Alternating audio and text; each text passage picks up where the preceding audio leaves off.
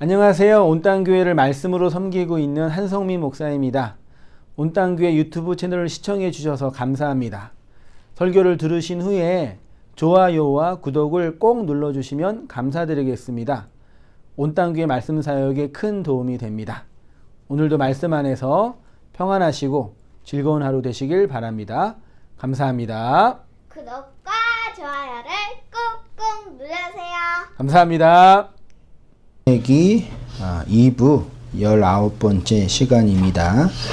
오늘 설교 제목을 무법한 자들의 음란한 행실로 고통당하는 롯, 베드로의 말씀을 그대로 인용해서요, 무법한 자들의 음란한 행실로 고통당하는 롯이라는 제목으로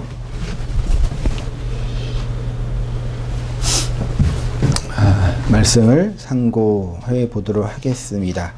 19장 중간쯤으로 잘랐는데요. 끝까지 다 보시면 여러분 많이 들어보셔서 아시겠지만 본문을 자세히 한번 또 읽어보시고 한번 또 묵상해 보시면 좋겠는데, 이 본문을 읽고 공부하면서 저도 참 이해가 안 됐던 부분이 참 많아요. 그리고 그 이해 안 됐던 이유 중에 하나는 이 해석의 근거를 어떻게 해야 되냐라는 부분이죠. 흔히들 사람들이 말하고 있는 것처럼 소돔과 고모라가 멸망한 이유가 그들의 동성애 때문이냐라고 치부하기 이전에, 그도 또 그렇게 이제 그 천사를 요구하는 사람들한테 롯이 뭐라고 했어요? 나에게 남자를 알지 못하는 정혼자가 있는 딸들을 내어주는, 마치 이거는 희생제물을 내어주는 것 같은 그런 뉘앙스가 있고, 이건 또 어떻게 또 해석을 해야 될까, 또 그런 고민도 되고, 참 그래서 어려운 본문 중에 하나고, 그 어렵다라 하면 어쨌든 우리의 21세기에 살고 있는 우리의 도덕과 윤리와 간수법에 의거해서 이 창세기 19장 거의 5,000년 전에 기록된 이 책을 읽으려고 하니까 이게 참 안 맞지요. 고대에서는 많은 성적인, 우리가 생각할 때, 우리의 이 관습법이나 법으로 생각할 때 성적인 타락이 있었었고, 그리고 이제 심지어 근친상간도 있고, 뒤에 나오겠지만, 그런 말도 안 되는 우리가 보기에 성적인 문란한 모습들이 너무 많이 기록되어 있어서, 거의 이거는 주일학교에서 설교할 수 없는, 그쵸? 19금이잖아요. 그런 내용인데, 그렇게 고민을 하다가 제가 이제 여러 가지 성경적인 이제 고민들을 하다가 한 가지 내린 중요한 결론은, 고대 시대에는 우리가 지금 도덕과 윤리로 판단할 수 없을 만큼의 성적인 타락이라고 표현하기 그렇지만 그런 부분이 아주 과했다, 많았다라는 얘기죠. 그러니까 우리가 볼 때는 막 기괴스럽고 심지어 변태라고 말하는 그런 성적인 그런 문화들이 엄청 많이 있었어요. 심지어 이 공부하면서 그 관주나 이런 주석책을 보니까 이집트의 나일강 문명에서는 남자들이 나일강을 향해서 자위행위를 해서 그 정자래 그걸 배설해야지 그 땅에 그 물이 이제 홍수가 일어나서 그 땅이 비옥하게 된다라고 해서 단체적으로 그 일을 했대요. 그런 행사가 있었대요. 그러니까 우리 입장에서 말도 안 되는 그런 이야기잖아요. 근데 고대 시대는 그런 말도 안 되는 성적인 문란함들이 아주 그냥 기본적인 관습이었던 것 같아요. 그게 엄청났던 거예요. 그러니까 그런 관점에서 볼 때는 해석하기 어려운 게 너무 많이 있는 거죠. 우리 입장에서. 5,000년 전의 이야기인데 우리의 관습이나 이런 법으로 정리된 거로 설명하기는 어렵지요. 근데 아무튼 성경은 그런 인간의 가장 본성적이고 은밀한 성적인 욕구에 대해서 적나라하게 기록하고 있다라는 얘기고, 이거는 좋게 말하면 욕망이지만 나쁘게 말하면 뭐예요? 죄라고도 할 수 있죠. 그러니까 이게 종이 한 장 차이예요. 인간의 자연스러운 욕망이 죄는 아니지만 그것이 선악과 먹고 있는 인간에게 죄로 투영되는 거죠. 그것이 가장 극명하게 드러난 것이 성이라는 개념이었고, 그래서 고대 시대 때 성전 제사를 드릴 때는 반드시 뭐가 있었어요? 동물의 희생 제물도 있었지만 남녀의 성전 창기와의 성적인 교접도 있었다는 얘기죠. 그것이 자기네들의 사회와 민족을 풍요롭게 하는 그런 신학적인 어떤 그런 구조가 있었던 거예요.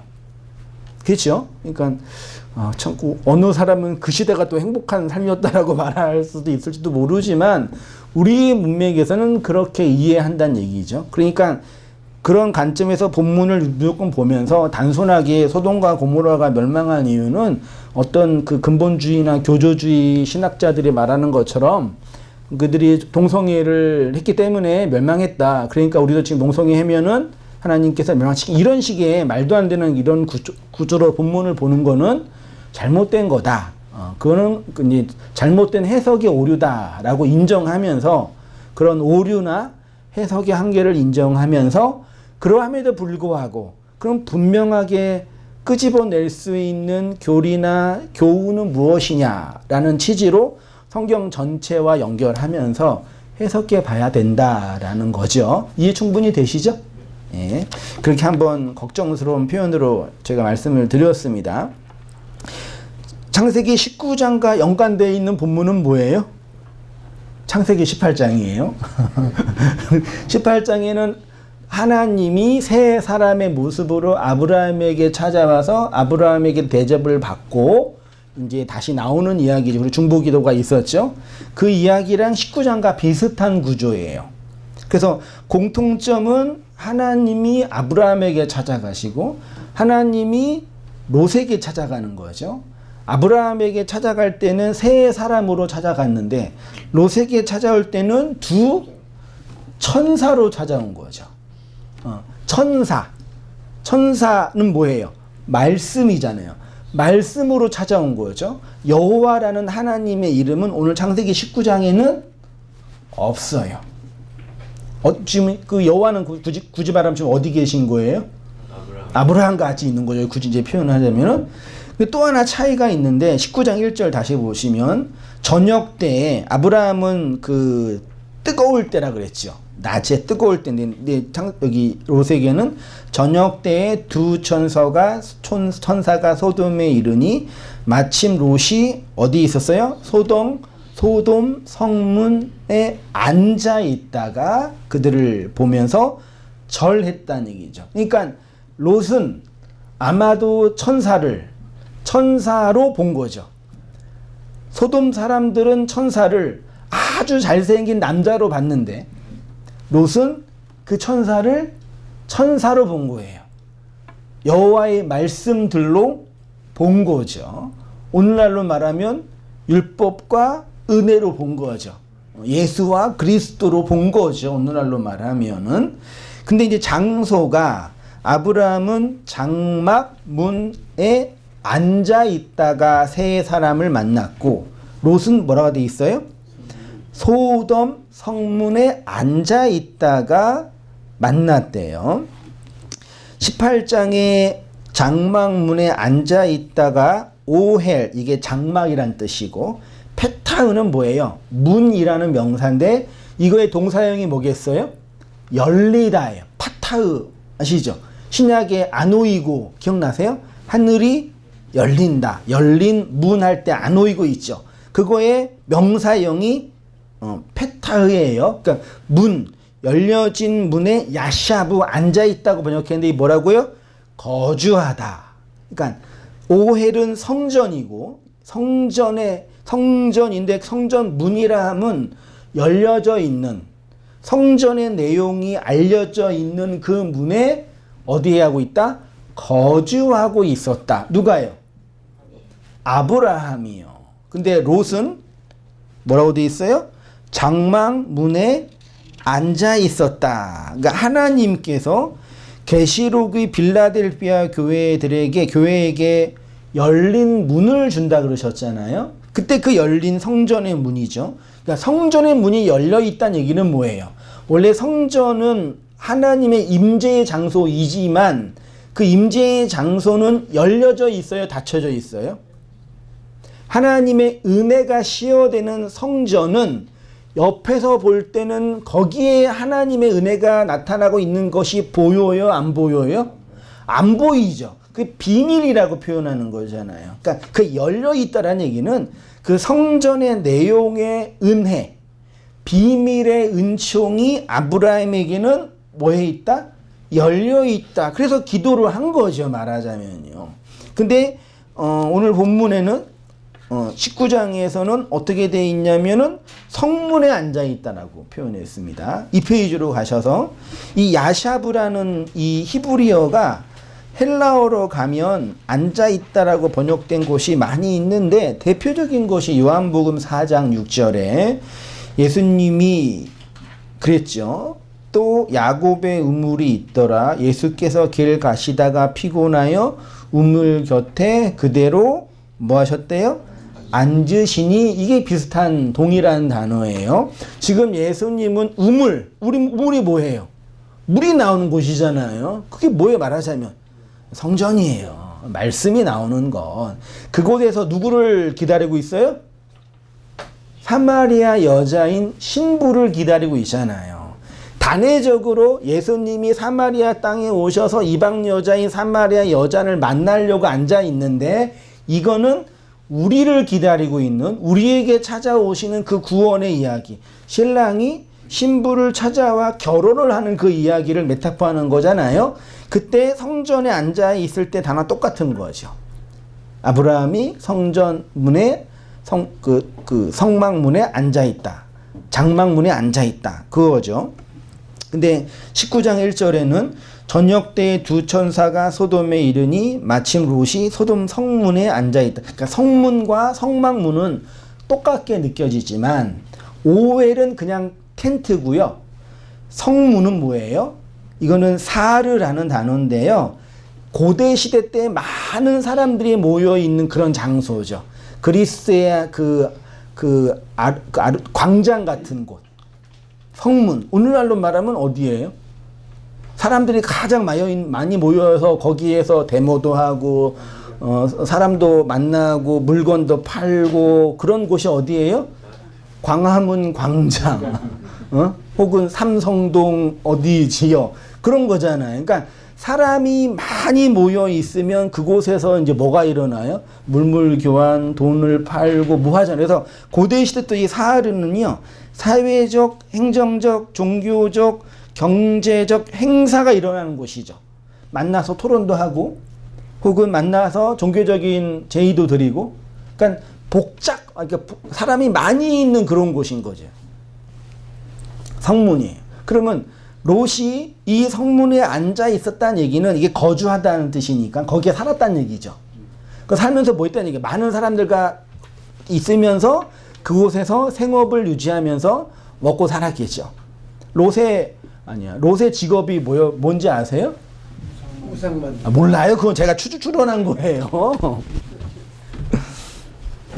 고대 시대 때 직업이 뻔한 거 아니겠어요?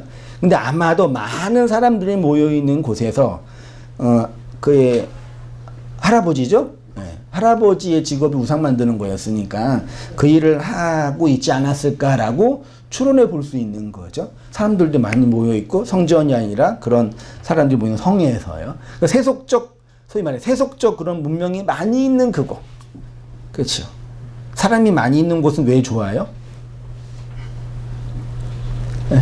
홍대 사거리, 홍대 요즘 신촌 사고는 죽어서 그런데 홍대 등 많이 있는 곳에는 뭐가 있어요? 네, 돈이 많이 있죠. 그렇죠. 그 돈 벌려면 다 어딜 가야 돼요? 사람이 많이 모여야 되는데 지금은 이제 돈이 성전이고 하나님이니까 그렇고 고대 시대도 그곳에서 이제 종교적인 행사나 제의적인 게 진행됐겠죠. 아마도 거기에 큰 성전이 있어서 제사도 드리면 가축도 팔고 노예도 팔고 그런 다양한 그런 게 있었겠죠. 오늘날로 말하면 그냥 복잡 사람 많이 있는 어떤 서울의 그런 모습인 거죠. 그곳에서 힘들게 먹고 살고 있었다. 오늘날로 번역을 하면 그런 거예요. 2절부터 우리 3절까지 밑에 본문이장 같이 한번 읽어보겠습니다. 시작. 이르되 내 주여 돌이켜 종의 집으로 들어와 발을 씻고 주무시고 갈 길을 가소서. 그들이 이르되 그제서야 돌이켜 그 집으로 들어온지라. 롯이 그들을 위하여 식탁을 베풀고 무교병을 구우니 그들을 뭐 그러니까 이런 걸 딱 보면서 이제 저는 뭐 공부하는 사람이니까 보겠지만 18장이랑 19장 아브라함과 롯의 차이를 봐야 돼요. 아브라함 뭐 뛰어난 사람, 롯은 뭐 하등한 이게 아니라요. 아브라함은 새 천사, 새 사람에게 뭘 대접했어요? 송아지나 젖이나 우유를 대접했는데 지금 롯은 뭘 대접해요? 식탁을 베풀고 무병, 그러니까 롯이 더 진심이 없는 거죠. 그렇죠? 그렇게 해석하면 안 되는 거예요. 의도가 있는 거예요. 근데 아브라함은 세 사람을 딱 보고 대접을 곧바로 해서 집에 초청을 했는데 오늘 본문에는 2절에서 롯이 오라고 하니까 천사가 뭐라 그래요? 우리 안 간다. 그냥 밤 거리에서 세울 거다. 그렇게 말해놓고 하니까 롯이 다시 뭐예요? 간청하매. 이게 다시 간절히 구하는 거예요. 간청하니까 못 이겨서 그냥 그제서야 와서 함께 이제 음식을 먹는데 그 음식이 뭐예요? 무교병이에요. 누룩이 들어가지 않는 떡. 언제 먹었어요? 출애굽 6월절 할 때요. 그러면 롯의 이 이야기는 출애굽의 이야기의 원형이겠죠. 그 내용을 하고 있겠죠. 그러니까 출애굽기의 이야기와 똑같은 이야기겠죠. 이 무교병 하나만 보더라도요. 그도 그럴 것이 아브라함이 대접한 음식, 세 사람에게 대접한 음식은 송아지나 젖이나 우유는 누가복음 15장에서 돌아온 탕자, 둘째 아들한테 아버지가 잔치할 때 베푼 음식 있죠? 그거랑 똑같아요. 누가복음 15장에 돌아온 아들의 이야기는 핵심은 뭐예요? 아들의 회개잖아요. 근데 그 회개는 아들이 스스로 회개한다는 그 개념이 아니라 아들의 휴부라 그랬잖아요. 지난주 설교 말씀 기억하세요? 18장 33절 마지막 절 18장의 결론에 여호와께서 아브라함과 말씀을 마치시고 아브라함의 6번의 중보 기도가 다 끝나고 나니까 여호와께서 아브라함과의 말씀을 마치시고 가시니 아브라함도 자기 곳으로 돌아갔다 그랬잖아요. 그러니까 아브라함이 중보 기도를 다 마치니까 하나님이 들어주지 않고 하나님은 하나님의 길로 가시고 아브라함은 아브라함의 길로 따로 딴 길로 갔다라는 게 아니라 기억나세요? 지난주 본문이요? 네, 다시 보세요. 말씀을 마치다가 여호와 칼라 얄라 그랬잖아요. 칼라는 완성이라 했죠. 말씀이 성취된 거죠. 그래서 얄라크 동행한 거죠. 누구랑? 아브라함과. 그래서 아브라함이 어떻게 했어요? 마콤 슈브 기억나세요? 콤 이게 그 쿰이죠. 쿰. 일어나서 슈브 돌이켜진 거죠. 그러니까 6번의 중보 기도로 아브라함 안에서 그 말씀이 완성됐는데 그것이 아브라함의 뭘로요? 마콤 슈브로 완성이 된 이야기가 18장의 이야기인 거죠. 이해되시죠? 그래서 아브라함이 송아지와 젖과 우유를 대접한 것처럼 보여지는 거예요. 그 이야기를 하는 거니까. 근데 오늘 롯은 그것이 아니라 무교병을 대접하고 있는 거죠. 원래 무교병은 누룩이 없어서 빨리 먹는 음식이면서 딱딱한 음식이잖아요. 질긴 음식. 그래서 쓴 나물 같이 먹었잖아요. 이게 두 천사가 롯을 출소돔시키는 내용을 하고 있는 거죠. 그러니까 저의 그냥 추론으로 롯이 두 천사에게 무교병을 구우면서 함께 먹으면서 이 먹는 것이 출소돔을 설명하고 있다라는 걸 아마 롯이 감지했겠죠. 그렇죠. 실제로 롯이 나오게 되는 거죠. 그리고 또 출애굽하는 이야기랑 거의 비슷한 되게 많이 있어요. 자, 4절부터 몇 절까지죠? 8절까지 같이 한번 읽어보겠습니다. 시작. 그들이 눕기 전에 그 성 사람 곧 소돔 백성들이 롯을 막론하고 원근에서 다 모여 그 집을 에워싸고 롯을 부르고 그에게 이르되 오늘 밤 내게 온 사람들이 어디 있느냐 이끌어내라 우리가 그들을 상관하리라. 롯이 문 밖에 무리에게로 나아가서 뒤로 문을 닫고 이르되 청하노니 네 형제들아 이런 악을 행하지 말라. 내게 남자를 가까이 하지 한 두 딸이 있노라. 청하건대 내가 그들을 너희에게 이끌어내리니 너희 눈에 좋을 대로 그들에게 행하고 이 사람들은 내 집에 들어왔은즉 이 사람들에게는 아무 일도 저르지 말라. 근데 제가 이 본문은 아직도 이해가 안 되고 해석이 안 돼요. 어느 간주를 보더라도 어떻게 어떤 부분에서는 동성애를 막기 위해서 이성애를 허락한 거다. 실제로 써 있었다니까요. 말이 안 되잖아요. 이게요. 말이 돼. 자기 딸을 내어준다는 게 말이 돼요? 성적인 놀이개로. 근데 고대 시대는 이게 가능했었나 봐요. 그 실제로 뭐 에스키모인이나 이런 사람들은 손님이 오면 아내를 내어주는 게 있었잖아요. 우리 문명에서는 말도 안 되는 거지만, 그러니까 그런 인간의 도덕과 윤리와 관습은 항상 시대에 따라 변경된다는 얘기죠. 그러니까 그건 옳고 그름, 진리, 비진리의 문제가 아닌 거죠. 그런 부분이 역시, 그렇지만 우리는 또 도덕적, 윤리적인 세상에 살고 있으니까 그런 난해함들이 없다라고는 말할 수 없죠. 자, 근데 어쩜 보면은 핵심은 거예요. 이 소돔 사람들은 두 천사, 두 남자와 뭐 한대요?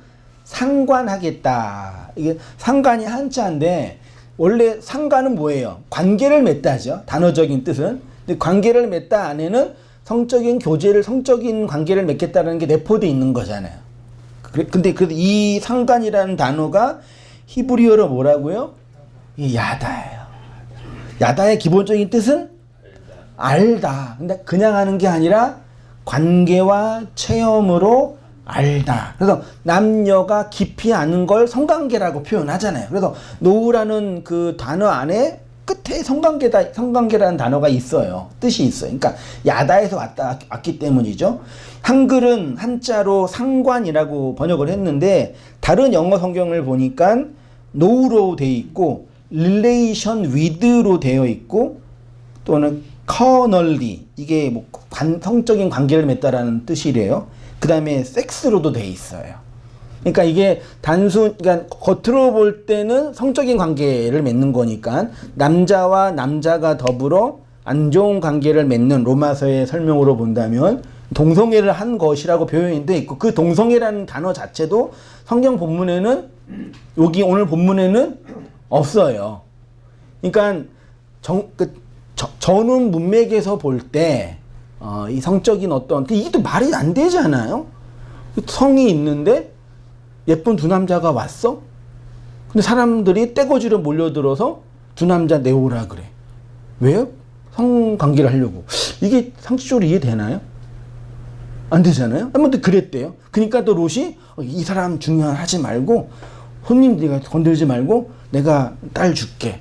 이것도 이해가 안 되는 거죠. 그랬어요. 그래서 롯은 이런 악행을 하지 말라고 하면서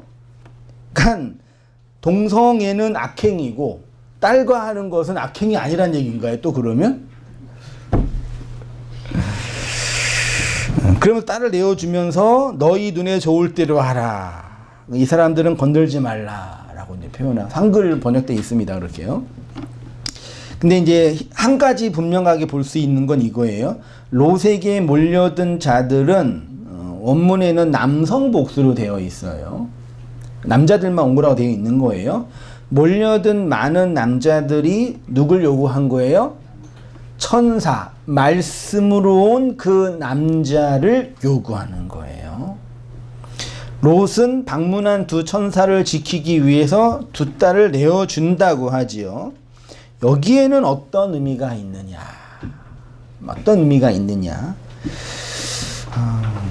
많이 난해하고 어려운 부분이지만 한 가지 분명한 것은 자기를 위해 방문한 두 천사를 성적으로 지켜주기 위해서 자기의 두 딸을 내어준다라고 표현돼 있어요. 다른 말로 동성애를 막으려고 한 거죠. 이건 분명한 거죠. 이건 분명한 거죠. 그럼 이제 동성은 뭐예요? 같은 성끼리 관계를 맺는 거잖아요. 그게 이걸 나쁘다 그러면은 또 뭐 요즘은 또 이제 차별이라 그럴지 모르겠지만 인류 역사상 전통적으로 국가나 사회나 종교에서 이거를 싫어하고 나쁘다고 정죄한 이유는 뭐예요? 그게 문란하기 때문도 있겠지만 그러면 뭐가 없기 때문에 생명을 낳지 못하기 때문인 거죠. 그러니까 오늘 이 본문은 분명한 거죠. 여기에는 뭐가 없어요? 소위 말해 동성애는 생명이 없다. 제가 지금 그거를 지금 우리나라는 이것 때문에 뭐 키워 죽지도 말도 많은데, 그래서 뭐 보수적인 기독교는 그거는 악이다라고 정죄하고, 또 어떤 진보적인 기독교는 뭐 해야 된다 그러고, 뭐 동성부부가 결혼을 허락하냐 마냐 그러고 별다른 사진 다 있어요. 그거는 다 차치하고, 그거는 우리가 논할 문제가 아니고, 그거는 이제 역사와 간섭과 도덕과 윤리가 바뀌면 또 다른 부분이고, 또 뭐 다른 그 유럽에 있는 많은 나라는 동성부부 허락하잖아요. 입양도 허락하고. 그리고 실제로 우리나라 동성 레즈비언인 여자죠. 레즈비언 부부가 벨기에에 가서 결혼을 하고 거기에서 이제 아이를 가졌다고, 물론 이제 기증받은 정자로 아이를 가졌다고 신문에 나왔더라고요. 근데 동성 부부도 스스로는 생명을 만들 수 없는 거죠. 그러니까 동성은 생명을 낳을 수 없다. 그렇죠? 이게 뭐예요, 결국? 생명이 성경에 말하는 게 뭐예요? 그게 우리의 구원이잖아요. 그러니까 아들을 낳는 거는 자손을 낳는 물리적인 어떤 자손을 낳는 거지만, 메타포는 뭐예요? 우리 안에서 나타나는 하나님의 생명인 것이니까, 하나님은 성적으로 할 때 뭘로 상징돼요? 남성성으로. 우리는 뭘로? 여성성으로. 땅은 여성이고 하늘은 남성이잖아요. 그러니까 남자와 여자, 남성성과 여성성이 만나면, 그게 뭐 동양에는 음행오양이기도 하겠지만, 남성성과 여성성이 만나면 뭐가 나와요? 생명이 나오는 거죠. 하나님이 말씀의 시로 땅인 우리에게 임하여 우리를 하나님의 나라와 교회와 생명으로 만들어내겠다라는 게 하나님의 구원의 역사잖아요. 그러니까 하나님은 성경을 통해서 이런 인간들이 윤리적으로 옳다 그르다라 논하기 이전에 분명하게 우리에게 말하고 싶은 것은, 나는 너희에게 나의 생명을 건네주고 너희는 그 생명을 받아 잉태하여 생명으로 출산하는 내 교회, 내 백성이 될 거야 라는 게 하나님의 언약인 거니까. 그게 하나님의 선이고, 그 생명을 낳고 출산하지 못한 게 뭐예요? 그게 악인 거죠. 그러면 이 땅에 있는 우리는 남성이에요, 여성이에요? 여성인데 선악과 먹은 모든 인생들은 스스로 자기가 남성성이라고 주장하는 거예요. 남자니까 남자인 하나님이 필요 없으니 나는 내 남성성으로 열심히 살아가서 노력하며 애쓰겠다. 그게 선악과 먹은 하나님을 하마르티아하고 있는 인간의 죄성을 메타포로 설명하는 거죠. 이해되셨죠? 그러니까 동성애는 무조건 나쁘다 이런 것도 문제죠. 저는 좋아하지 않아요.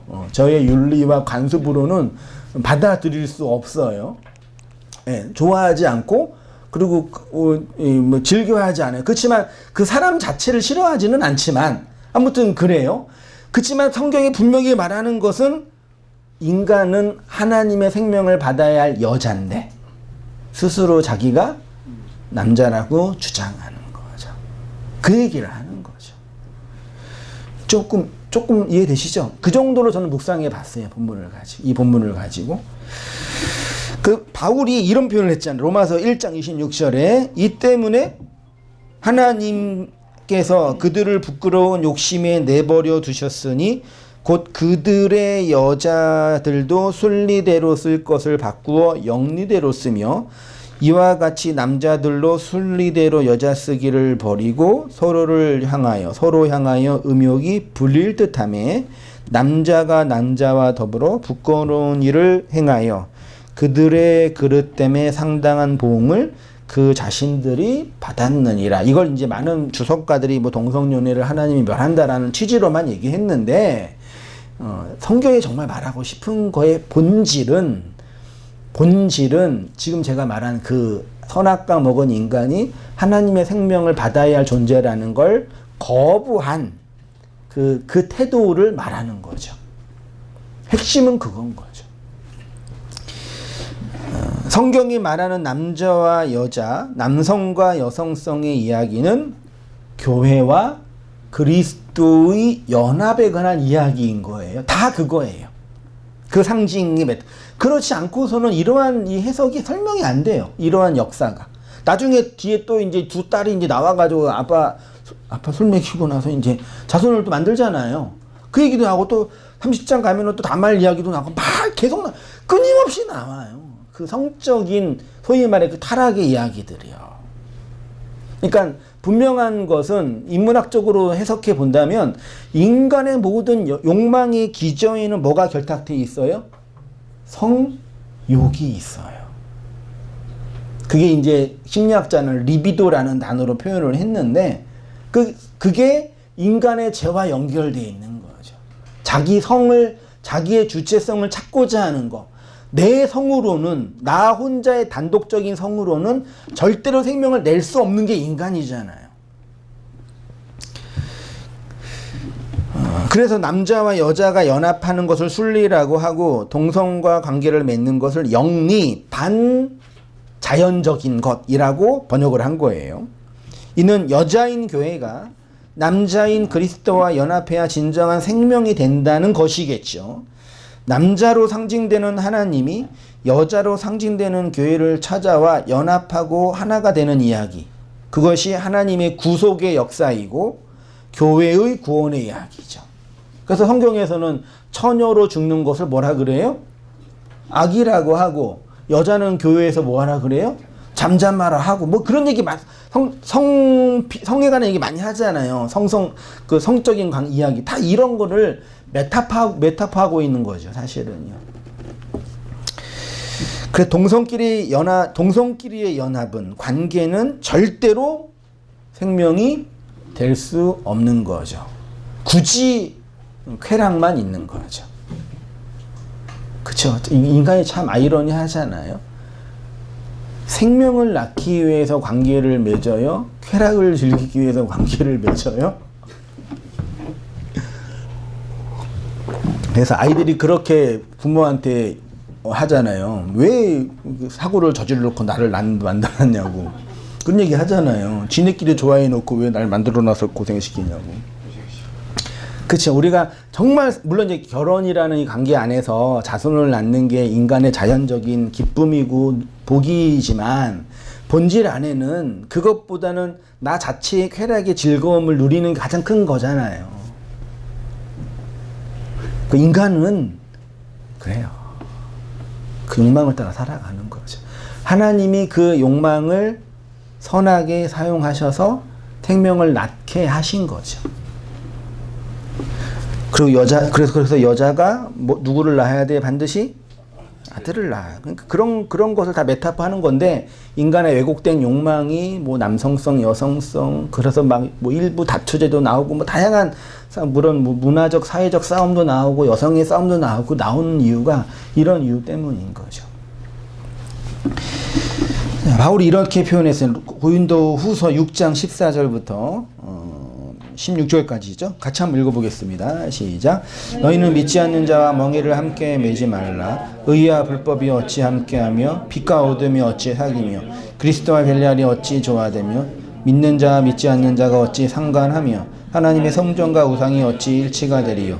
우리는 살아계신 하나님의 성전이라. 이와 같이 하나님께서 이르시기를 내가 그들 가운데 거하며 그들을 행하여 나는 그들의 하나님이 되고 그들은 나의 백성이 되리라. 이거를 가지고 이제 우리가 결혼할 때 믿는 자와만 결혼해야 돼. 그래서 심지어 어떤 청년부에서는 그 상담을 해주는데 목사님 믿지 않는 자와 연애해도 돼요 안 돼요? 이렇게 얘기를 하고 별거 다 하잖아요. 그런 거 다 쓸데없는 얘기입니다. 신앙 좋은 남자랑 결혼하고 신앙 좋은 여자랑 결혼하는 건 우리의 신앙에 대한 헛된 욕망인 거지 실제로 결혼하면 신앙 좋은 게 도움이 인생이 안 될 때가 더 많이 신앙 좋은 남자랑 결혼하려면 신학교 가는 남자랑 결혼해야 되잖아요. 그렇죠. 신학교 가는 남자랑 결혼하는 건 신랑의 점수로 할 때는 거의 최저점이죠. 그러잖아요. 옛날이야 좀 괜찮고 좀 큰 교회 목사나 그렇지. 그거는 이제 거의 할 거야 1, 2%뿐이 안 되는 거고 실제로는 그거 아니죠.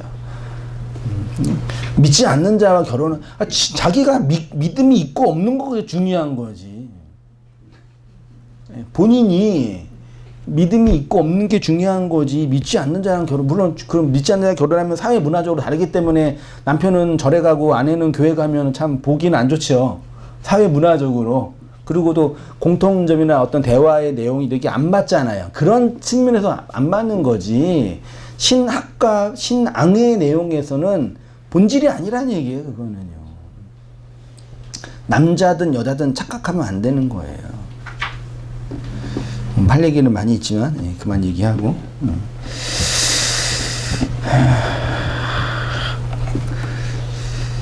바울은 믿지 않는 자와 멍에를 함께 매지 말라고 하면서 의와 불법, 빛과 어두움, 그리스도와 벨리알, 믿는 자 믿지 않는 자가 어찌 뭐 할 수 없대요? 상관, 야다. 알 수 없다라는 얘기죠. 그러니까 남자가 남자를 야다하는 게 불법이라고 하는 거예요. 남자는 누구를 알아야 돼요? 여자를. 여자는 남자를 야다해야 한다는 얘기예요. 그래서 굳이 동성애를 나쁘게 본다면, 저는 좀 좋게 보는 입장이 아니니까 나쁘게 본다면, 그렇게 스스로 하나님의 자리에 서 있는 인간 군상들의 죄의 내용들의 모습을 설명하기 위해서 그런 게 여전히 이 땅에 있는 거겠죠. 자, 베드로서 2장 5절 제가 볼게요. 옛 세상을 용서하지 아니하시고 오직 의를 전파하는 노아와 그의 7 식구를 보전하시고 경건하지 아니한 자들을 세상에 홍수를 내리셨으며 소돔과 고모라 성을 멸망하기로 정하여 죄가 되게 하사 후세에 경건하지 아니할 자들에게 본을 삼으셨으며 7절이요. 다 함께 읽어볼게요. 시작. 무법한 자들의 음란한 행실로 말미암아 고통당하는 의로운 롯을 건지셨으니 이는 이 의인이 그들 중에 거하여 날마다 저 불법한 행실을 보고 들음으로 그의 의로운 심령이 이 누구 이야기라고요? 롯 이야기죠. 여러분, 롯이 베드로가 볼 때는, 베드로 신학으로 볼 때는, 베드로의 신학으로 볼 때는 어떤 사람이래요? 의로운 자래요. 이게 동의가 되세요? 흔히 도덕적, 윤리적, 성화의 측면에서 롯을 본다면 그는 지극히 세속적인 사람이잖아요. 아브라함과 돈 가지고 싸워서 돈 많이 벌겠다고 땅 좋은 곳으로 간 거잖아요, 먼저. 네, 먼저 좋은 데 차지하려고 간 거잖아요. 그 번영하는 세상에서 성공하려고 그 사람 많은 곳에서 장사했잖아요, 말하자면요. 근데 성경은, 베드로는 그를, 뭐래요? 무법한 자들의 음란한 행실로 말미암아 고통당하고 있는 의로운 자라고 평해요. 이게 뭔지 여러분 아셔야 돼요. 롯이 소위 말해 동성하는 세상에 스스로 하나님 자리에, 스스로 남자의 자리에 서 있는 세상에서 뭐 하고 있는 거예요? 고통당하고 있는 거예요. 이게 세상에 살고 있는 교회들의 고통이에요. 이 세상이 나쁘기 때문에, 윤리적으로 도덕적으로 타락했기 때문에 악하다, 그들이 도덕적으로 우리보다 더 하등하다라는 취지가 절대로 아닙니다. 이 세상에서 세상의 자산과 재화를 추구하기 위해서는 그 사람 많은 곳에 살아야 돼요. 왜 이렇게 술집이랑 노래방이랑 바는 강남에 많이 있어요? 사람 많은 곳에 그렇게 식당이랑 술집이랑 바글바글해요. 사람 별로 없는 곳에는 장사도 별로 안 돼요. 그게 옳고 그름의 문제가 아니라 그게 내추럴한 거라니까요. 그래서 돈을 잘 벌려면 그 사람 많은 곳에 가서 사람 속에 있는 뭘 끄집어내야 돼요? 돈을 끄집어내야 되죠. 여러 가지 방식을 사용해서. 근데 그곳에서 모든 세상의 사람들이 남성성으로 선악과 먹은 인생으로 나 하나님이고 나 생명이 있고 나 스스로 구원의 자리에 있을 수 있다고 주장하는 세상에서 롯은 이건 아닌데 이거죠. 나는 스스로 생명을 낼 수 없는데 나는 남자가 필요한데 잘 이해하셔요? 나는 그 말씀의 씨가 필요한 땅인데라고 자각하는 그 지점이 오늘 본문에 베드로가 말하는 무법한 자들의 음란한 행실로 고통당하는 의인이라고 하는 거죠. 그래서 두 천사가 소돔의 롯에게 찾아간 거예요. 우리에게 그 말씀으로 찾아온 하나님의 사역이 이러한 것이라니까요. 그렇죠? 그렇게 보셔야죠. 다를 게 뭐가 있나요, 우리가요? 하나도 없어요. 목사든 장로든 세상 나가서 그냥 세상에서 일하면 그래서 나는 경건한 기독교 실업인으로 경건하게 살겠다. 그럼 말도 안 되는 얘기를 하면서 80년대 90년대 기독교 실업인 항상 부흥이 일어나가지고 젊은 청년들의 그 로망, 교회 청년들의 로망이 뭐예요? 성공한 장롱 성공한 장로님, 성공한 뭐 기업의 그런. 그래서 우리 대통령 중에 한 분 이명박 대통령님도 장로를 해가지고 뭐 떴잖아요, 한참. 그게 장로의 할 짓이에요. 그게 지금 감옥에 가서 그러는 게요. 그게 뭐 기독 실업인의 어떤 그 샘플 뭐 마케팅 뭐 그것처럼 모범해야 할 그런 거 아니에요. 세상은 그냥 이렇게 지지고 볶고 싸우는 곳이라 잘 싸워야지 돈 많이 벌어요. 그렇죠? 그렇다고 우리가 뭐 윤리 도덕 복음적인 가치도 잃어버리면서 막 하겠다 그런 게 아니라 그래서 기독교인은 술 장사하면 돼야 안 돼요. 안 돼요? 기독교인은 타투하면 돼야 안 돼요? 안 돼요? 담배 피면 돼야 안 돼요? 안 될 것 같아요? 술 마시면 돼야 안 돼요? 다 하잖아요. 왜 그러세요? 에? 그 술 장사 말고 음식점 장사는 돼야 안 돼요? 되죠? 근데 음식점에 술이 꼭 있잖아요. 그 순댓국 먹는데 소주가 있어야지. 치킨 먹는데 맥주 없이 어떻게? 그러잖아요. 말이 안 돼. 치킨집 장사해도 되죠. 기독교인은. 근데 거기에 반드시 뭐가 있어요? 시원한 생맥주가 있잖아요. 시원한 생맥주. 그 치킨을 팔려면 솔직히 음식 파는 게 많이 나면 술 파는 게 많이 남아요. 소주 하나에 5,000원, 6,000원이라니까 강 나가면 거의 10,000원이에요. 그 밥 하나 파는데 그 10,000원, 15,000원인데 그거 한 2, 30분 남을 거 아니에요. 그 장사를 잘하려면 뭘 많이 팔려야 되겠어요. 그런 거잖아요, 세상이. 그런 세상에서 우리는 이거 해야 된다, 이거 말아야 된다, 이거 말아야 된다. 아니, 그걸 그냥 그게 나한테 좋다, 나쁘다 하면 되죠. 타투하는 거 별로 전 좋게 보진 않거든요. 저는요. 근데 누가 한다 그러면 안 말려요. 하든 말든. 근데 많은 젊은이들이 하고 나서 후회를 한대요. 왜냐면 아주 우리나라한테 보수적인 게 많이 있기 때문에 이거 하고 회사 다니면은 이게 너 조폭이냐 그럴 거 아니에요, 말하자면요.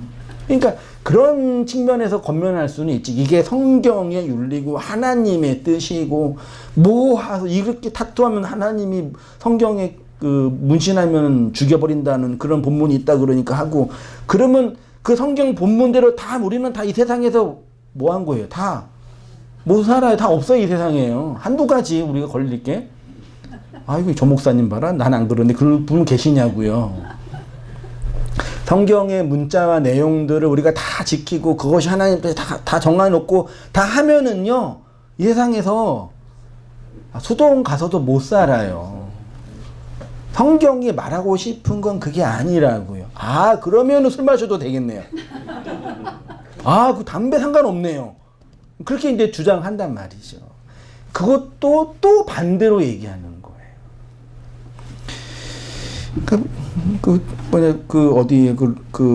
독일의 목사님들은 맥주 편안하게 마실 거 아니에요. 마시면 돼요. 거기는 그게 이제 음료고 하니까. 예수님도 포도주 마셨네, 그러고 보니까. 그쵸? 그 센 포도주 마셨잖아요. 그래도 이제 교회 회식할 때 소주 마시면 좀 이게 안 되더라고요. 아, 자유로운 우리 옛날에 성도님 한 분이 그 회식을 하는데 그 소주랑 맥주랑 이렇게 그 흑경 폭탄주라 그러나요? 그거 해가지고 탁 드시더라고. 어우, 되게 적응이 좀 안 돼가지고 되게 힘들었어요. 근데 마셔도 돼요. 예, 뭐 문제는 아닌데 저는 좀 되게 이거 내가 어떻게 받아들여야 되지 이걸 그러는데 뭐 상관없는 거죠. 그래서 실제로 막 자유로운 분들은 이제 호프집에 가서 이제 말씀 나눔하고 그렇게 하더라고요. 또 어디 저기 멀리 있는 교회들은 그렇게 하더라고요. 그런 이제 사회적 윤리적인 개념은 더 많은 이제 토론과 다른 사람에 대한 이해나 배려 등등 하면서 그렇죠. 그러는 거죠. 80년대는 버스에서 담배 피도 됐었잖아요. 그렇죠. 막 말도 안 되는 지금은 그럼 죽일 놈이잖아요. 그렇게 시대적으로 변하는 거죠. 그거 다. 무슨 의도인지 아시겠죠? 예, 설교 인터넷 듣는 분들도 정말 집중해야 돼 이런 부분은. 그러니까 왜곡된 교조주의가 성경의 본질을 못 보게 한다니까요. 왜곡된 문자주의가 그 문자 안에 있는 의미를 못 보게 해요. 정말 바보 멍청이 행동이에요. 어디까지 했죠? 그 무법한 자들의 음란한 행실이죠. 그러니까 롯의 의로움이 어떤 것인지 이해되시죠? 그러니까 우리가 의로운 거예요. 자, 베드로는 롯의 무법한 자들의 음란한 행실로 고통을 당하는 의로운 롯이라고 표현합니다. 음란한 행실은 당연히 동성애겠죠. 여기서 말하는 동성애 때 줄쳤죠. 여자인 교회가 남자인 하나님의 씨, 그게 말씀이죠. 그리스도의 말씀을 진리로 받아들이지 않고 나 스스로 생명을 낼 수 있다고 하는 그 태도가 음란한 행실이라는 얘기예요.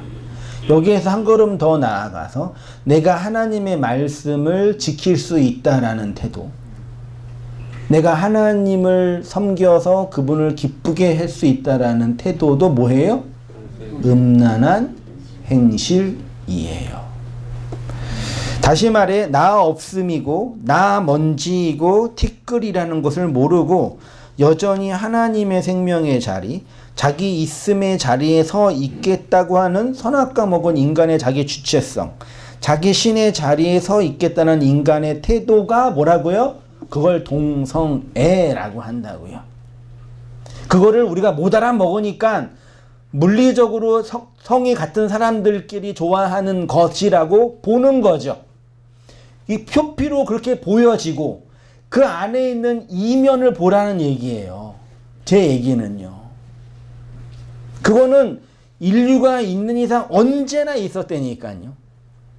그래서 되게 사회 구석에 아주 어두운 곳에 그 성적인 그런 게 다 있는 거예요. 우리나라 뭐 이태원 이런 데서 막 그런 동성애가 있고 몇십 년 전만 해도 그 용납이 안 되는 세상이었잖아요, 우리나라가요. 다 있었다니까. 그러니까 소돔이 동성애 때문에 망했다 그러면은 지구상에 남아있는 나라는 없다니까요. 없어요. 우리나라 유교가 있었던 그 조선시대에 또 없었을 것 같아요? 없었을 것 같냐고요. 그 조선왕조에도 그런 게 기록되어 있는 게 몇 개 있다니까요. 왕실에서도 있었다니까요. 궁녀들 그 성적인 관계 있었다니까요. 그 말도 안 되는 그런 것들이 어마어마하게 있었어요. 그러니까 우리가 그냥 세상을 좋게 보기 때문에 그러는 거지, 다 똑같고 다 보면은 얼마나 용납할 수 없는 인간의 본성인지 그걸 아셔야 한다니까요. 우리가 예쁘게 옷 입고 이렇게 건전하게 이렇게 관습을 가지고 세상이 말하는 도덕과 윤리 반듯하게 있으니까 착한 사람처럼 보이는 거지. 그렇죠? 다 까놓고 하면은 그 악마적 요소가 다 있다니까요. 그런 인간의 모습을 증명하기 위해서 그런 모습들이 언제나 인류 사회에 다 있었어요. 많이 있었어요. 지금도 있어요.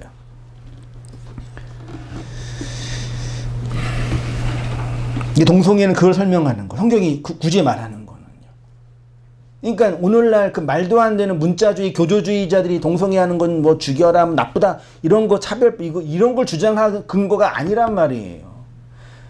그렇게 말하면서 지들이 하나님의 그 자리에 서 있으면서 하나님 없는 남자라고 주장하고 있는 꼴이라니까요. 그걸 그들이 못 본다니까요. 그래서 인간 사회에는 항상 동성애가 있었어요. 하나님이 역사와 율법과 인간의 양심을 통해서 보여주시고 있는 거죠. 롯이 이렇게 동성애가 만연한 세상에서 고통당하고 있는 거죠. 그렇죠? 우리 고통당하잖아요 지금요. 모든 세상 사람들은 남성성으로 동성애자들이잖아요. 이해 잘 들으셔요? 이 세상 사람들은 다 동성애자들이니까요. 하나님 필요 없어요. 당신이 나한테 굳이 말씀을 안 오셔도 돼요. 나는 내 힘으로 이 땅에서 땅을 갈면서 사람 속이면서 살아갈게요. 이게 뭐예요? 이게 동성애라고요. 굳이 한글로 표현하자면요. 이해되시죠? 이거 잘못 이해하면 또 저분이 또 뭐라고 하시는 거야. 이게 또 그러면 또 힘들어져요. 또 잘 이해하셔요. 이해 못하면 그냥 계속 들어보세요. 한 번 또. 괜히 한 번 듣고 하지. 저희 와, 인터넷에 글 올려가지고 뭐 오래 답을 못 하겠어요. 제가 어떻게 다 답을 해 그거를 일일이. 그런 세상에 롯이 고통당하고 있대요. 나는 하나님의 생명, 하나님이 주시는 말씀의 씨가 없이는 진짜 생명이 없다라는 걸 자각할 때 그게 뭐라고요? 고통으로 표현된다고요. 음란한 세상에서 고통당하는 의인을 하나님이 구원하시는 거죠. 10절에 그 사람들이 손을 내밀어 롯을 집으로 이끌이고 문을 닫고 문 밖의 무리를 대소를 막론하고 그 눈을 어둡게 하니 그들이 문을 찾느라고 헤매었더라. 두 천사가 손을 내밀어 롯을 집 안으로 끌어들이고 뭘 닫았어요? 문을 닫죠. 이 문을 닫다가 히브리어로 뭐라고요? 사가르라는 단어인데요. 노아의 방주에서 모든 생물을 암수 두 쌍씩 다 집어넣고 문을 닫았죠. 그때 똑같은 단어예요. 그렇게 문을 닫고 무리의 모든 사람들 눈을 어둡게 해서 문을 찾지 못하게 표현하고 있습니다. 자, 12절부터 마지막 15절까지 같이 한번 읽어보겠습니다. 시작. 그 사람들이 롯에게 이르되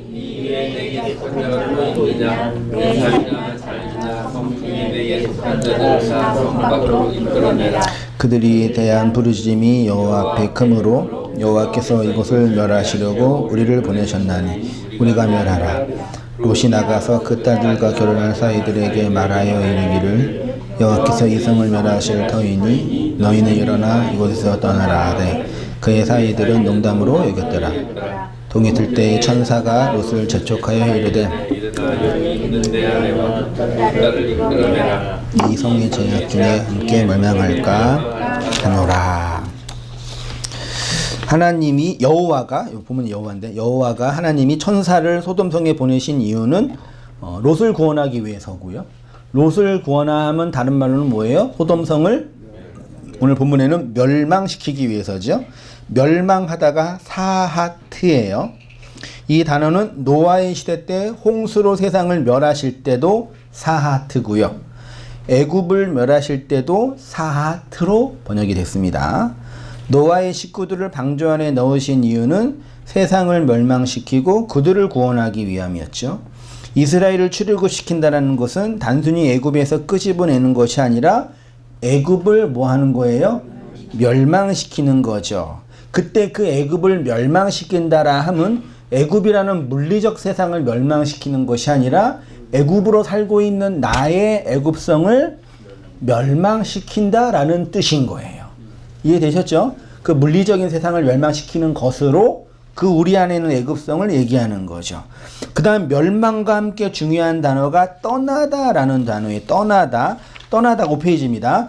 야차라는 단어인데요. 창세기 19장에서만 9번 나와요. 이게 재미있는 게 창세기 1장, 2장, 3장에 하나님이 땅에서 씨 맺는 열매나 땅에서 동물을 이렇게 나오게 했죠. 동물도 땅에서 나온 거 아시죠? 나무에서 씨 맺는 열매가 나오죠. 땅에서 나무가 나와 나무에서 씨 맺는 열매가 딱 나오잖아요. 이 씨 맺는 열매가 나오는 게 야차예요. 애굽에서 나오고 소도돔에서 나오는 것 다 똑같은 단어란 말이에요. 이걸 구원으로 설명하시는 거예요. 애굽에서 나올 때 많이 설명이 된 거죠. 계시록 11장에 그들이 그 증언을 마칠 때 무적행으로부터 올라오는 짐승이 그들과 더불어 전쟁을 일으켜 그들을 이기고 그들을 죽일 터인즉 8절 그들이 시체가 큰 성길에 있으리니 그 성은 영적으로 하면 소돔, 애굽, 그 다음 뭐래요? 그들의 주께서 십자가에 못 박은 곳이라. 예수님이 십자가에 못 박힌 곳이 어디예요? 예루살렘이잖아요. 예루살렘 성. 그러면 지금 같은 게 뭐예요? 소돔과 애굽과 예루살렘이 뭐예요? 같은 곳이에요. 그리고 거기에서 예수님이 십자가에 못 박혀 죽은 거죠. 그게 그 성의 뭐예요? 멸망인 거죠. 소돔 성의 멸망이 있었죠. 롯이 나왔네요. 애굽의 멸망이 있었죠. 이스라엘이 나왔죠. 예루살렘의 멸망이 있었죠. 교회가 나온 거예요. 마태복음 23장과 24장 어떤 내용인지 아시죠? 23장은 바리새인과 서기관들에게 7번의 화 있을진저 외식하는 서기관과 바리새인들을 하면서 예수님이 아주 신랄하게 그들의 왜곡된 교조주의를 비난하잖아요. 아주 그냥 잡아 죽이는 거죠. 아주. 니네는 인간도 아니야. 니네는 죽어야 돼. 니네는 지옥불에 던져야 돼. 말도 안 되는 저주를 퍼붓잖아요. 죽으려고 작정을 하신 거죠. 예수님이. 그 권력자들 앞에서. 그리고 24장에 무슨 내용이 있어요? 흔히 말하는 종말장이 있어요. 그리고 성전, 그러니까 마지막 때 도처에 전쟁과 기근과 지진이 일어나고 뭐 나라가 싸우고 뭐 있잖아요. 그 종말의 때는 뭐의 때예요? 물리적 세상의 무너짐이 아니라 23장에서는 왜곡된 율법주의의 메카인 바리새인과 서기관들을 비난하고 24장에는 그들이 먹고 살고 있는 그 옛 성전의 종말을 얘기하는 거예요. 그러니까 마태복음 24장의 종말은 무너짐은 뭐의 무너짐이에요? 예루살렘 성전의 무너짐이에요. 그러니까 신비적인 기독교인들, 제세례 전천년주의자들이나 세대주의자들이 예수님의 휴거 얘기하면서 이 세상에 종말이 가까이 왔다고 하면서 우리가 한 곳에 모여서 기도를 해야 한다고 주장한다든지 혹은 뭐 말세에 어떤 사람이 재림예수로 왔다든지 아직도 그런 인간들이 너무나 많이 있어가지고 허경영이 또 그런 얘기 하더라고. 그분 아세요? 아주 특이하신 분이죠. 본인이 재림예수래. 아무튼 많이 있어요. 그렇게 말하는 분들의 까는 얘기가 뭐냐면 이 세상이 곧 뭐 한다? 멸망한다. 세상을 보세요. 엘니뇨 현상이 일어나고 초추의 전쟁 기근 막 일어나고 이 세상이 금방 멸망할 것 같잖아요. 언뜻 보기에는. 그런 물리적 세상의 멸망을 성경이 단 한 번도 얘기하지 않아요. 전 이건 제가 본 성경으로는 그런 얘기에 성경이 말하고 있지 않다니까요. 마태복음 24장의 세상의 멸망은 예루살렘 성전의 멸망뿐이에요. 실제로 그 예루살렘 성전은 반드시 멸망당한 거고요. 여러분, 예루살렘 성전이 무너지지 않았으면 어떻게 됐겠어요? 네? 우리가 생각하는 이 기독교 문명은 일어나지 않다니까요. 처음 초창기에 나온 그 기독교가 다시 그 유대교로 흡수됐을 거예요, 아마. 온 세상 지금 지배하고 있는 돈과 정치와 관계로 지배하고 있는 그 엘리트 그룹이 누구예요? 유대인들이잖아요. 미국의 그 월스트리트나 이런 과학자들 다 여전히 많은 사람들은 유대인들, 그리고 많은 사람들이 유대인들을 본받고 그들의 뭐 돈 버는 능력 뭐 다 본받자 그러잖아요. 여러분, 이 세상은 우리 같은 이 평민들은 그냥 지배당하는 사람들. 뭐요? 이 세상은 몇 프로의 그 엘리트라 그럴까요? 하여튼 몇 프로의 그 돈에 이문에 뛰어난 사람, 정치에 그 계략에 뛰어난 몇몇 그 사람들이 지배하고 있는 세상이에요. 그렇죠? 맞죠? 너무 제가 패배적으로 보나요? 날고 껴도 안 돼요. 그렇게 이 세상이 지배되고 있다니까 그들에게요. 근데 그네들의 성전이 그대로 있으면 어떻게 되겠냐 이 세상이에요.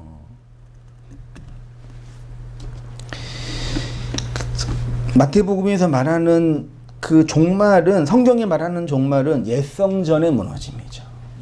계시록도 그 얘기예요.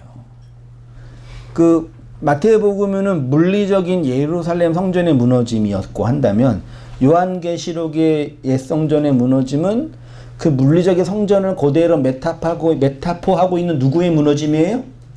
옛사람으로서의 나의 무너짐이에요. 그렇게 보지 못하면은요, 맨날 성경 보면서 지켜야 돼, 말아야 돼, 해야 돼, 말아야 돼, 복을 바라야 돼, 말아야 돼, 내 인생은 왜 이래, 내 마음은 왜 이래, 우리는 왜 이래. 원래 그러는 거예요. 돈 없으면 힘들고, 늙어지면 아프고, 병들고. 원래 그러는 세상 아니에요? 아니, 원래 그게 자연스럽게.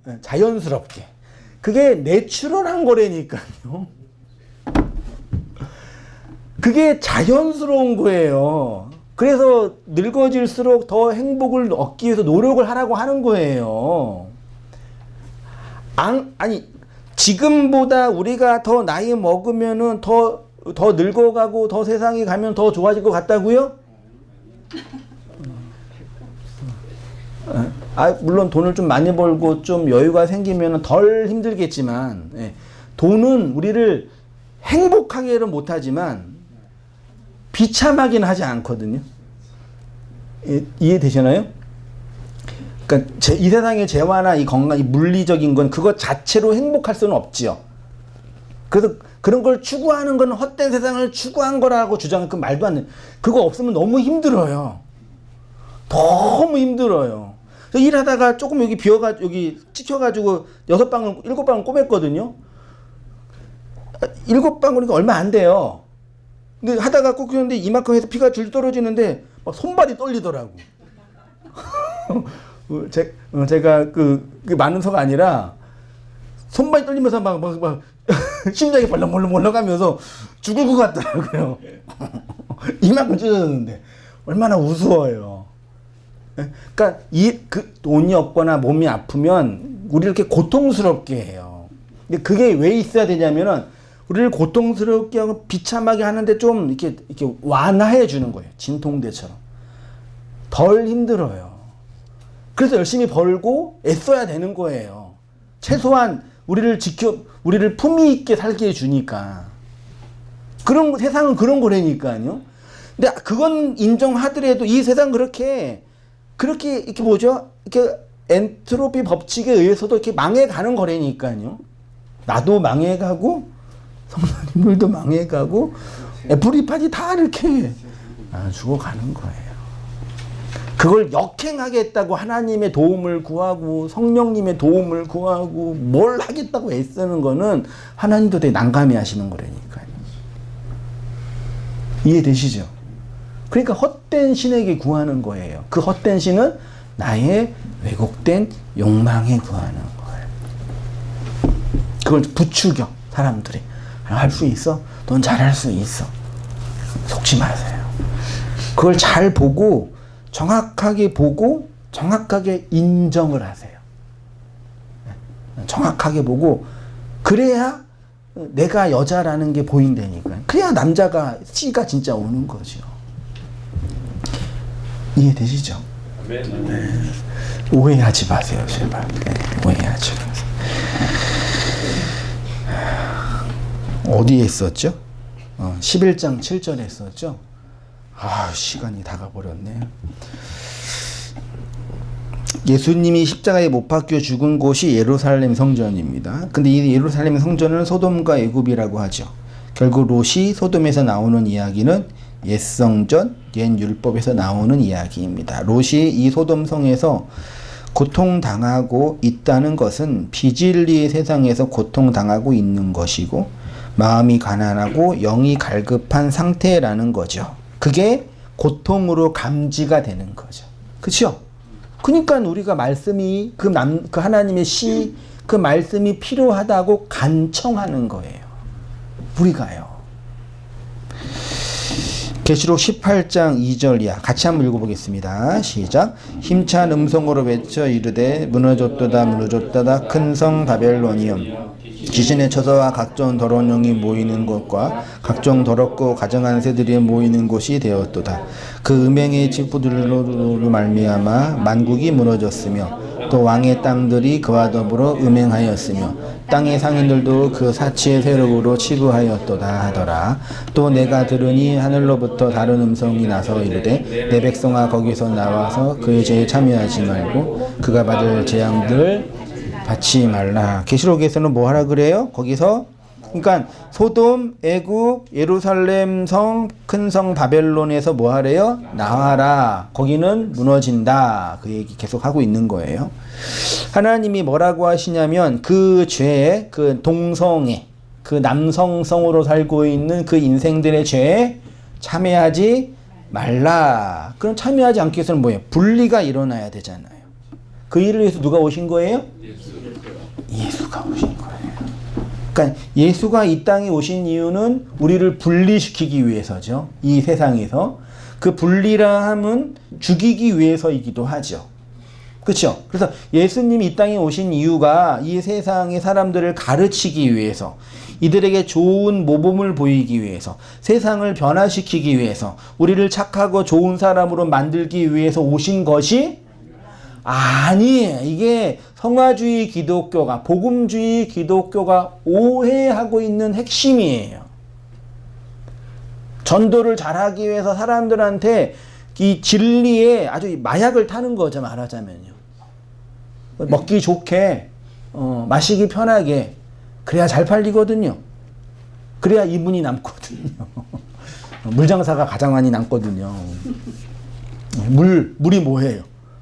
말씀이잖아요. 가장 많이 남아요. 그래서 마시기 편하게 잘 독주를 타는 거예요. 그거 먹고 취하면은 구원받은 줄 아는 거죠. 그래서 술 취하지 말라 그러시는 거예요. 네? 그래서 술 취하지 말라 그러시는 거예요. 그 잘못된 말씀 좀 먹지 말라 그 얘기 하는 거예요. 괜히 술 마시면 돼요 안 돼요 이렇게 물어보지 마시고.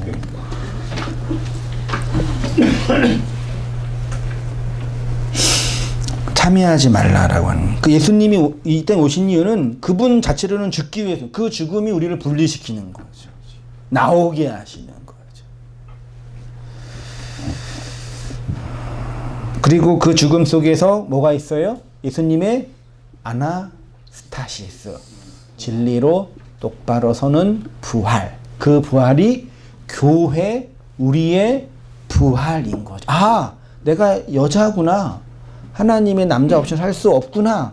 그 말씀이 필요하네. 그게 뭐예요? 진리로 똑바로 서 있는 현실이라니까요. 근데 그 예수의 죽음은 그분의 죽음만 의미하는 것이 아니라 옛성전의 죽음. 그래서 어느 연예인이, 우리가 잘 알고 있는 대중적인 연예인, 기독교 연예인이 그 성지순례를 간 거예요. 유튜브 보니까 나와서 하는데, 예수님이 올라간 골고다 언덕을 따라 올라가면서 막 펑펑 울면서 막 주님은 울고 하더라고. 진짜 회개하면서. 뭔지 모르는 거라니까요. 보셨죠? 다 감동 받잖아요. 그 예수님이 거기가 진짜 골고다 언덕인지는 아무도 몰라요. 거기가 거기인지는 진짜 모른다니까요. 예수님이 뭐 올라간 그 산상수훈이 이 산이고 팔복산이 여기고 승천하신 곳이 여기고, 그거 다 이스라엘 사람들이 장사하려고 만든 거예요, 다. 그렇죠? 가는 게 나쁜 게 아니라 그거는 진짜 겉으로 보이는 표피의 아주 유치한 말씀이에요. 그치? 그 말씀으로도 도전을 받으면 좋죠. 근데 정말 그거는 진짜 헛다리 짚으시는 거라니까요. 그게 마치 신앙이 좋은 거고 내가 신앙생활 잘하고 있는 걸 착각하는 거면 정말 술 취하고 있는 거죠. 마지막 읽고 멸망 속에서 구원하심 읽고 마치겠습니다. 마태복음 23장에서는 바리새인과 서기관들을 향한 저주의 말씀을 예수님이 하셨죠. 율법에 대한 선전포고이겠죠. 24장에서는 종말에 대한 말씀을 하셨잖아요. 예수님이 말씀하시는 종말은 이 물리적 세상의 시간과 공간의 개념으로서의 종말이 아니라 옛 성전의 멸망과 심판인 거죠. 반드시 예수님이 멸망시키는 거죠. 이 종말이 창세기에서는 에덴 동산에 문 닫는 걸. 에덴 동산이 없어진 게 아니에요. 쫓겨났잖아요. 쫓겨나서 두루돈 화염검으로 에덴 동산의 길을 뭐예요? 막으셨죠. 그쵸? 맞잖아요. 천사들이. 두 천사죠. 두 천사인가 한 천사인가. 아무튼 천사가 말씀으로 막았잖아요. 있는데 감겨져 있는 우리 눈에는 그 성전, 그 옛 성전이 에덴 동산이 안 보이는 거예요. 근데 눈이 열린 자에게는 에덴 동산이 인지되는 거라고요. 이해되셨죠? 없어진 게 아니라요. 그거를 막은 게 멸망이라고 표현하고 있는 거죠. 노아의 방주도 닫았죠. 닫으니까 세상과 단절되잖아요. 세상의 멸망이 선포된 거죠. 아브라함이 가나안으로 들어가는 것도 멸망이라고 표현하고 소돔성의 멸망도 마찬가지죠. 그 내용이 뭔지 몰랐던 사람으로 나오는 사람이 롯의 부인이에요.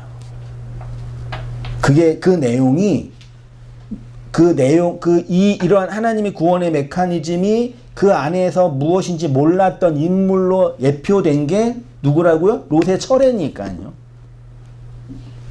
그 옛 성전으로 죽은 거예요. 옛 언약으로. 소금 언약으로. 옛 언약으로, 율법으로 거기서 죽은 거라니까요. 그래서 이들과 교제하지 않기 위해서 옛 성전을 무너뜨리시는 거죠. 그러니까 우리가 물리적으로, 공간적으로 이 세상과 단절한다. 그런 거 없어요. 그런 거 없어요. 그런 개념이 아니라니까요. 다른 말로 옛 성전으로 서 있는 나를 멸망시키는 거죠. 그래서 소돔의 멸망이 롯의 출소돔이 되는 거고, 애굽의 멸망이 이스라엘의 출애굽이 되는 거고, 옛 성전의 멸망이 이스라엘의 출성전이 되는 거죠. 예수님의 멸망이 우리로 하여금 출예수, 육체 예수의 출이 되는 거죠. 이해되시죠? 네, 많이 묵상해 보시고 기도해 보세요. 이 은혜 안에 살아가는 모든 성도님 되시기를 축원드립니다. 기도하겠습니다.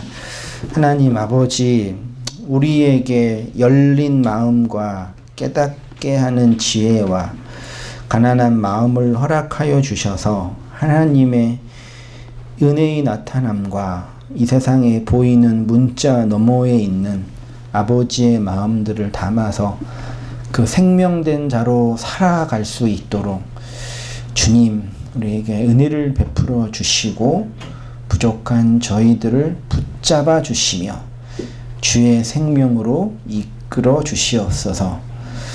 음란한 세상에서 고통당하고 있는 우리들의 모습을 보게 하시고 하나님의 그 생명의 씨가 아니고서는 절대로 생명을 낼 수 없는 인생인 것들을 확인케 하시며 우리의 죄와 악들, 옛 성전을 그리스도의 십자가로 깨트리시고 무너뜨리셔서 그 진리의 부활로 오롯이 일어나게 하시는 우리 하나님 아버지의 크고 놀라우신 일하심들을 목도하며 그 은혜의 생명 안에서 살아가는 저희의 모든 삶들이 될 수 있도록 하나님 아버지 은혜를 베풀어 주시옵소서. 이제는 우리 주 예수 그리스도의 은혜와 하나님 아버지의 크신 사랑과 성령의 교통하심이 사랑하는 모든 성도님들의 삶 속에 지금부터 영원까지 함께 있을지어다. 아멘.